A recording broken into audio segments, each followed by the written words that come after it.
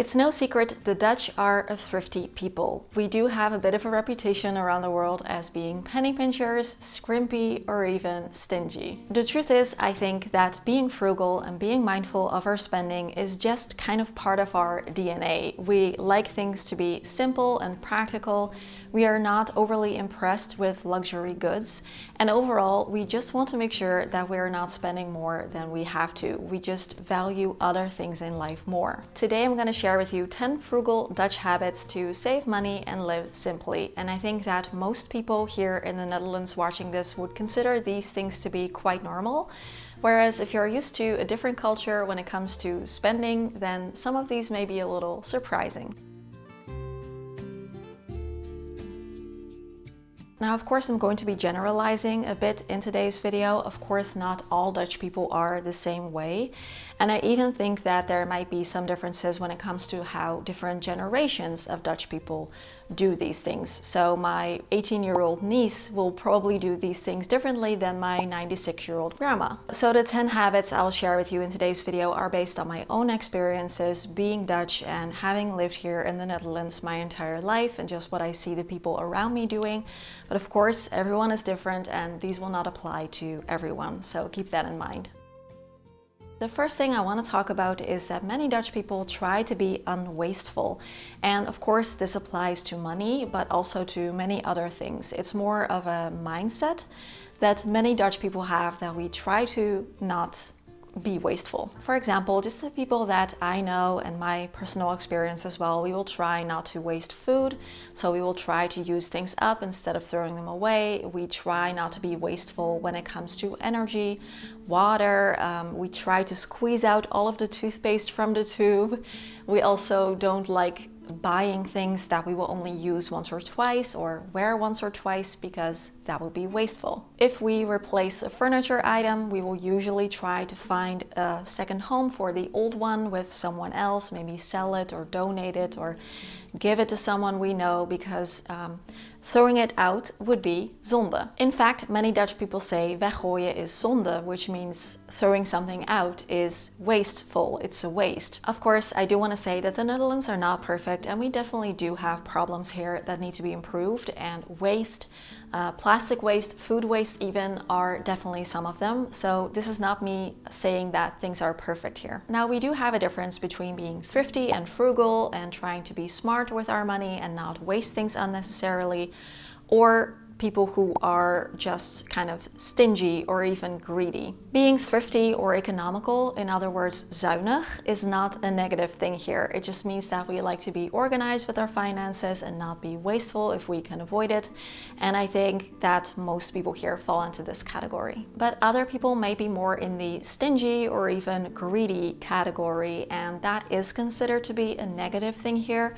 So if someone has the money, but they just never want to spend it, or they never want to treat others, or they always try to get everything for free, then they are considered a krent. And yeah, that is a negative thing here. And I would say that most people don't fall into this category. Number 2, bring your own bread. Generally speaking, people here like to bring their own lunch to work, and in the Netherlands, lunch typically means a very simple sandwich or a couple very simple sandwiches.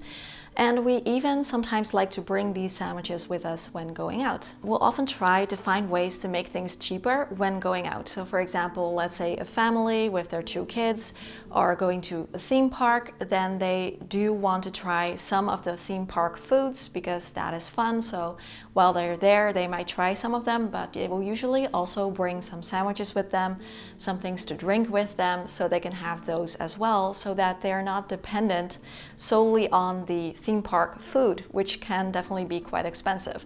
So it is seen as more of a fun splurge to have like 1 or 2 things there, but they will also usually bring some food and drinks with them from home. Or at least that's what I'm used to when it comes to my family and how my friends did it and how we did it when I was still in school with like school trips and things like that. Of course, we do have people here that buy their lunch at the cafeteria at work, or maybe even some takeout like nearby from a restaurant, but generally speaking, I think that most people here will bring their own lunch with them, their own bread with them to eat at work, and then maybe get some things here or there as an exception. Eating out and getting some takeout or cafeteria food or things like that are seen as something a bit more special here, and it is usually also focused more on the social aspect.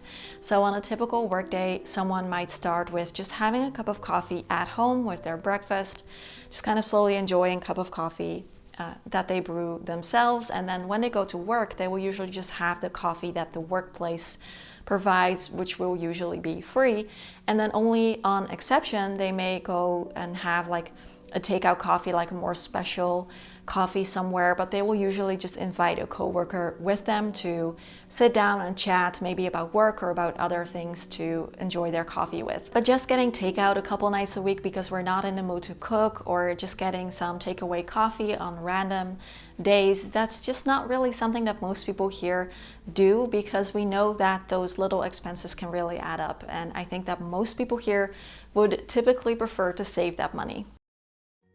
Number 3, getting the most value from things. We Dutch people seem to have a bit of an obsession with getting good value for money. So we don't necessarily mind paying for things, but we do want to feel like we're getting something good from it. And we also like to try and squeeze out all the value from things as we can. For example, I don't know how many people do this. I personally don't do this, but I have definitely seen people do this, and I've also had it happen when I visit someone else in their home, that some people here like to share their tea bags. So they will ask you if you want a cup of tea, you say yes, then you get a glass with hot water and a tea bag.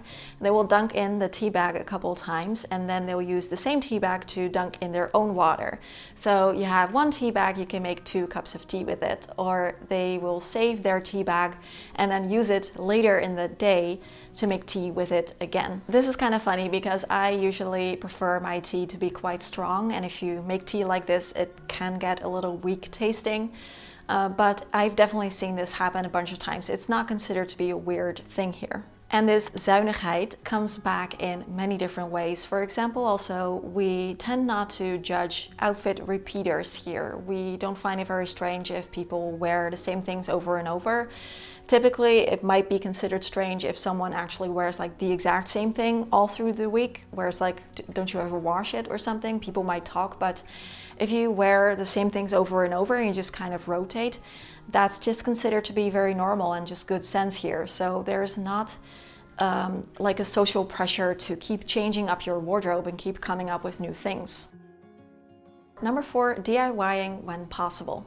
I have heard these words very frequently in my life. Why pay someone to do something when you can easily do that yourself? For example, if you want to paint your living room and your bedroom and your kitchen, I would say that most people here would probably choose to do that themselves if they are able to, instead of hiring a professional painter. Of course, there will be people who will hire someone to do that, even if they are technically able to do it themselves. And that is not considered to be a bad thing necessarily, but it is considered to be a bit of a luxury splurge.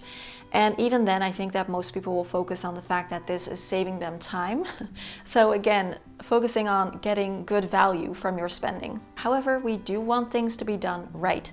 So if we don't have the expertise, then we will definitely hire someone who does. And this might be changing a little bit as well, because for example, the people that I know who still know how to fix up a bike are men of the slightly older generation, like my dad's age, around that age. And I think that people my age typically don't know how to fix up a bike, so they will probably bring it to a bike repair shop. But if we can fix it ourselves, or we know someone who can, then we will typically try that first. Number 5, keeping track of our finances. I personally don't know that many people who keep like an elaborate budget, but overall, typically speaking, I would say that most Dutch people really have a good idea on how much money is coming in every month and going out every month. And typically speaking, I think that people here don't spend money they don't have to splurge on things they can't afford. And I would say that we are quite strict with that. For example, we don't go into debt to buy holiday gifts around the holidays. Just the money that we have available is the money that we will work with. And if possible, we also like to pay ourselves first and set some money aside every month to a separate savings account if we can. I think a part of this also has to do with the fact that we don't really have a credit card culture here. Many people actually do have a credit card and that number is increasing. But if people do use their credit card to pay for something, then it is typical to just pay off the balance before the end of the month, so you won't get any interest. Because paying interest on things that you don't have to pay interest on is considered to be zonde, so a waste of money. Number 6, if we splurge, it tends to be more on experiences over things. Of course, I also know people who do enjoy shopping and buying things, but overall, I think that if we splurge, it tends to be more on experiences like eating out, going on excursions, doing fun things, or going on vacation. This probably has many different reasons. You also need to take into account that we don't have that much space here, and real estate comes with a very, very high price tag in the Netherlands. So when you compare a Dutch home to an average American home, they might have more space in their home to store things than we do. Another thing is that we tend not to show off our riches, and we are also not overly impressed with things like designer labels or really fancy cars or really fancy homes. Of course, yeah, some people have that, but most people would consider a designer handbag to be overdreven, just unnecessary spending. If anything, we tend to brag more about how we got something for very cheap or how we got like a really good deal on something. And I also definitely see people here trying to, for example, save money on groceries by going to a different store if it is cheaper there, or buying things on sale if we can stock up on it by saving money later. Doing things like this so that we have more money to spend on doing fun things, which also in part might be out of necessity because unfortunately life here is quite expensive. Eating out, going to a museum or the movies or a theme park, even taking the train, these things tend to be quite expensive here, unfortunately, and so we will try to take advantage of sales or try to get a good deal on things, which is where number 7 comes in. Bargain hunting. Dutch people love to bargain hunt, and we are very proud if we got something for cheap or if we got a good deal on something. So if you compliment someone on a sweater that they're wearing, don't be surprised if they answer with something like, "Thanks, I got it with 50% off," or "Thanks, I only paid 20 euros for it." Typically, if we can get something somewhere else for a cheaper price, then most people will try to do that, I think. And if something is on sale, especially if it is non-perishable, like toilet paper or personal care items, then many people will really take advantage of the sale and really stock up to save money later. And then there are things that people do to try and get tickets cheaper. So for example, get a Groupon deal, or if there's like a special promotion at the supermarkets, like Albert Heijn, which is a large supermarket chain here in the Netherlands, does this often, where you can save like stamps with your groceries, and then you can save for getting your second ticket to a theme park for free, for example, or for the zoo. There's also the museum pass, which is 75 euros a year, I think. But this will give you access to over 400 museums for free. So we tend to do our research, read reviews, compare prices, really try to come up with a way to get what we want to get cheaper. And typically, we also often enjoy getting things secondhand or borrowing them if we can. And I think that most people, if we can't find something cheaper, they will buy it anyway. But they will typically look first and not just buy something. They will typically see if there's a way to get it cheaper. Number 8, splitting the check. When it comes to who pays what here, I think that there are different ways that people go about this, maybe depending on who you ask, but it is not uncommon to just split the check depending on who ordered what. Let's say that one person invites another person out to lunch, then it might be that this person decides to treat, but it is not typically expected of them. It's also pretty normal to just split the check, and if you both had like around the same things, most people will just split it 50-50, but it's also not uncommon if one person ordered more than the other person to just split it according to who got what. And this is nice because people can then judge for themselves what they can afford, how much they are willing to spend, and order accordingly. And you're not worried if you have to treat the other person that they are ordering more than you are able to spend, or the other way around. If you know that someone is treating you, then you won't have to like worry about ordering too much. So that is nice about this way. You can just order what you want and then quickly calculate in your own head if you want to spend that money. Cold cucumber mush for 30-something bucks? No, Rachel just had that little salad and Joey with his like teeny pizza. We will also sometimes do rondjes here, especially when people like go to a bar, things like that. So rondjes is just buying a round of drinks for everyone, and then everyone will do that and it will rotate. So at the end of the evening, everyone will have paid, roughly the same amount. But it can also happen that someone just kind of leaves before it's their turn, or they only get like very cheap things or things. So it's not always the best method here, but some people do that. And of course it does happen that people treat others to lunch and just say, hey, it's my treat, and then the next time the other person will pay. Things like that happen too. So it's usually, you just kind of talk about it with the other person before you order, so both people know like what to expect. Number 9, taking the bike when possible. One of the things I love most about living here in the Netherlands is that it is quite easy to get around, and in many cases people choose to take their bike. Now I'm somewhat of an exception here because I don't own a car, and I currently also don't own a bike, which is very rare. So I get around just by walking and using public transportation like the subway, the bus, the tram, and the train. The numbers I found varied a little, but overall I found that around 25% of Dutch homes don't currently own a car.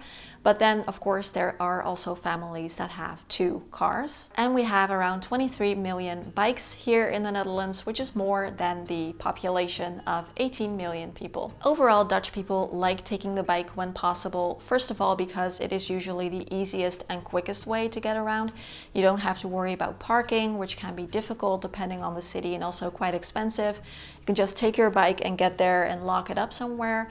And also you don't have to wait for public transportation, and usually the biking infrastructure here is quite easy and safe. And another reason why people like taking their bike is that it is free. And I mean, first you have to purchase the bike, of course, but then taking the bike is free.